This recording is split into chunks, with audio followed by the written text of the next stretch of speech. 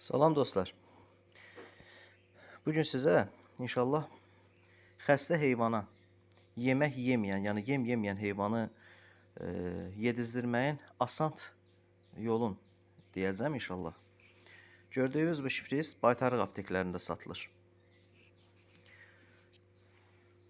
Deməli, bu şpristin ucun aldıqdan sonra kəsirik. 1 sm çöldə qalmağı kifayət eləyir. Gördüyünüz kimi. Və uzunluğu 1 qarış olan bu şlanqı, yəni bu şprisin ucuna gedəcək razmerdədir. Bu razmerdə bu şlanq taxılır şprisin ucuna. Gördüyünüz kimi mən artıq doldurmuşam. Deməli, əvvəlcədən kasıya həmən yemi, dənli yem ola bilməz, buğda, qarğıdal, arpa ola bilməz.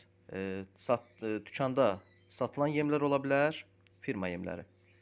Yəni yumurtatmadır və yaxud da düzə böyütmədir, bu yemlərdən istifadə edə bilərsiniz. Tökürsünüz belə bir kasıya.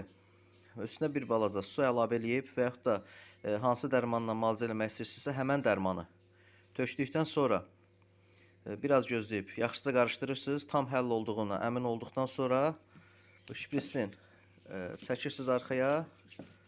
Arxaya çəkəndə şpris çıxır. Arxadan qaşıqla doldurursunuz bu şprisdə həmən yemi və qaytarıb taxırsınız yerinə.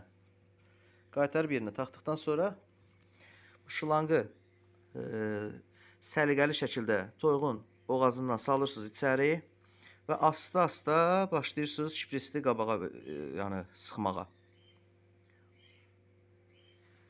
Sadəcə olaraq bir şeyə tam diqqət yetirmək lazımdır ki, toyuğun sinədanına yerləşəcək qədər yem hazırlamaq lazımdır.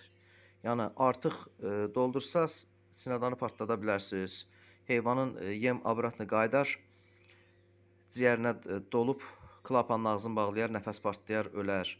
Yəni toyuğun sinədanı nə qədər yem tutursa, o qədər. Misal üçün, məsləhətdir ki, 50-60 qramdan artıq yedizdirməyəsiniz. Belə alıb, yəni bu şprisdən xəstə heyvanı müalicə eləməkdə çox rahat şəkildə müalicə edə bilərsiniz. Belə dostlar, sağ olun.